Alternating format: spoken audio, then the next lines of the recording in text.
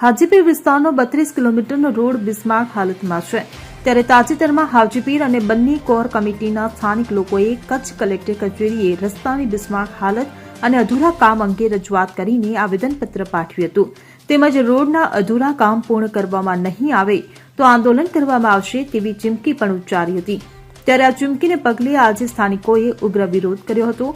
આ માર્ગને લઈને સ્થાનિક આગેવાનો અને લોકોએ ચક્કાજામ સહિત આંદોલન કરી ઉગ્ર વિરોધ નોંધાવ્યો હતો।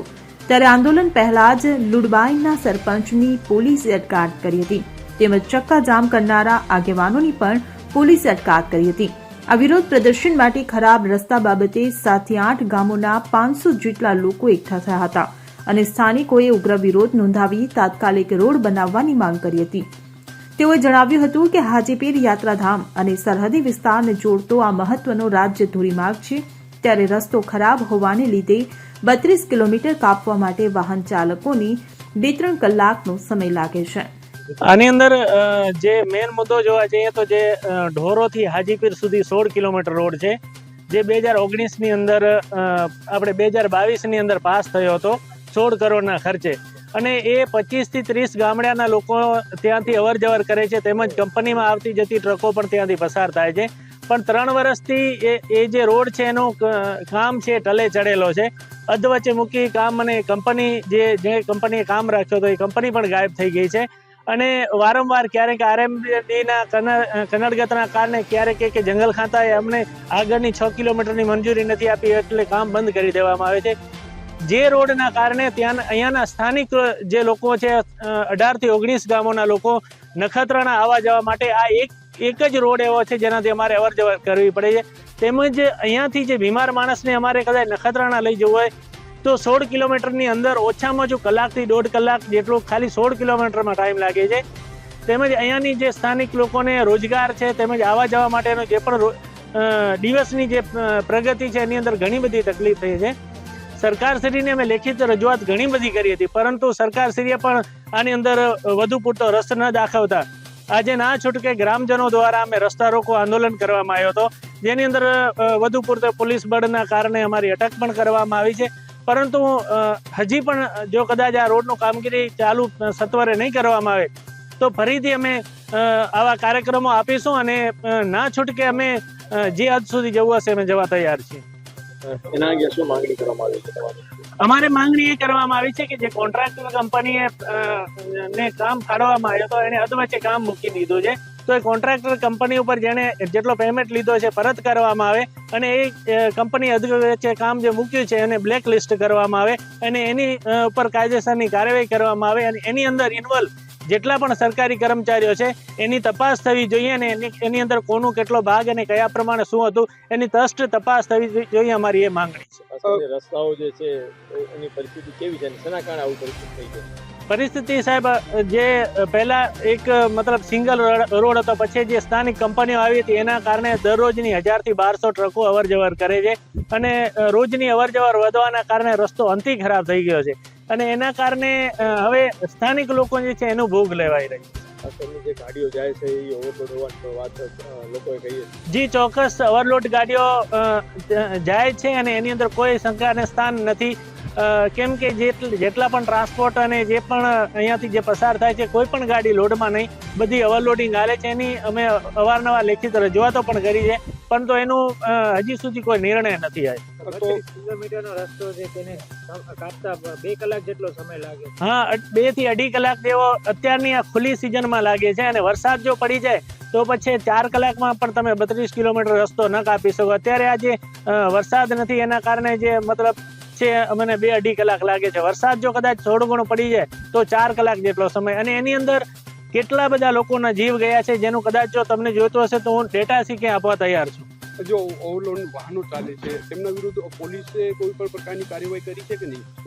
અમે જ્યારે લેખિત આપીએ ત્યારે અમુક સમયે પોલીસ કામગીરી બતાવવા માટે જે થતું હોય કામગીરી કરતી હોય છે, પરંતુ કન્ટિન્યુ જે કંપનીઓ છે એ ઓવરલોડ ચલાવે છે અને ટ્રાન્સપોર્ટો છે એ પણ એની અંદર ખાસ કરીને મિલીભગત કચ્છના ભુજના RTO છે એની છે, અને એ જો કદાચ એની મિલીભગત ન હોય તો એક પણ ગાડી ઓવરલોડ ના હાલે। એની અંદર વધુમાં વધુ મોટામાં મોટો રોલ આરટીઓનું છે ઓવરલોડ ચલાવવામાં. આ વિસ્તારમાં કંપની આવી જેના કારણે રોજગારી વધી છે એવું કહે છે.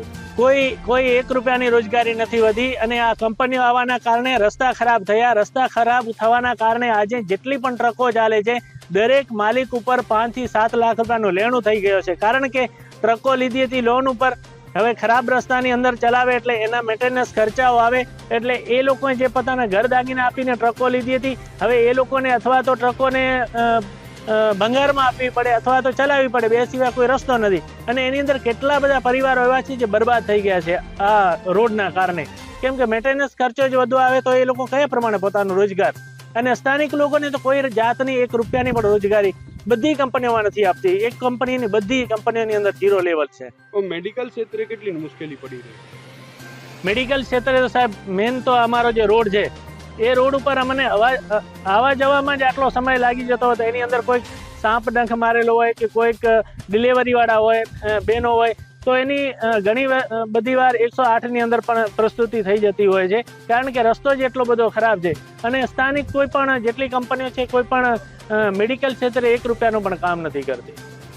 અમારી અગર જો હજી પણ અમે 15 દિવસનો ટાઈમ આપીએ છીએ, અમારી માંગો જો નહીં સ્વીકારવામાં આવે તો કચ્છની અંદર દરેક જગ્યાએ અમે હાજીપીર રોડ માટેની માંગણી મૂકશું અને લાસ્ટમાં અમે કચ્છ અને જે અમદાવાદને જોડતો માર્ગ છે એને અમે સામખિયાળી ખાતે પણ બંધ કરશું, એટલી અમારી તૈયારી છે.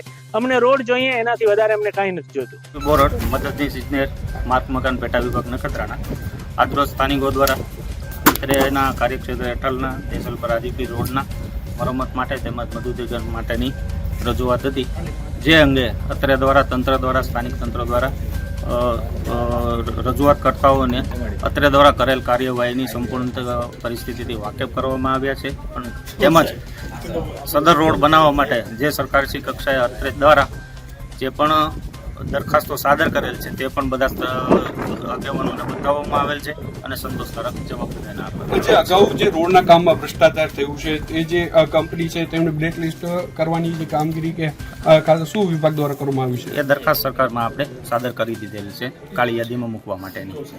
હવે જે થશે કેટલા કરોડની રોડ મંજૂર થશે કે કઈ રીતે બનશે રોડ? હાલમાં જે તાજેતરમાં જે સરકારમાં દરખાસ્ત સાદર કરેલ છે 32 કિલોમીટર સીસી રોડની, એનું વિગતવાર અંદાજો તો હજુ બાકી છે, પણ જે પ્રાથમિક અંદાજો બનાવવામાં આવેલ છે 125 કરોડના દરખાસ્ત સરકાર કક્ષાએ સાદર કરવામાં આવેલ છે. અંદાજે કેટલો સમયમાં આ રોડનું કામ શરૂ થશે? મરામતનું કામ તો ટૂંક સમયમાં હાથ ધરી શકાય, બાકી તો મંજૂર થાય તો એની ટેન્ડર પ્રક્રિયા થાય ત્યારબાદ કામગીરી બને તેટલી ઝડપી ચાલુ કરવામાં આવશે. કેટલો અંદાજ છે આમાં? અંદાજે બનતા કેટલો સમય રોડ મરામત થઈ શકે એવી પરિસ્થિતિ છે ખરી? મરામત અત્રે દ્વારા સંપૂર્ણ પગલાં લેવામાં આવશે મરામત માટેના. Bureau report CN24 news. હવે જુઓ દેશ દુનિયાની તમામ ખબરો તમારી આંગળીના ટેરવે. ઉઠાવો મોબાઈલ અને Google Play Store પરથી ડાઉનલોડ કરો અમારી CN24 ન્યૂઝ મોબાઈલ એપ.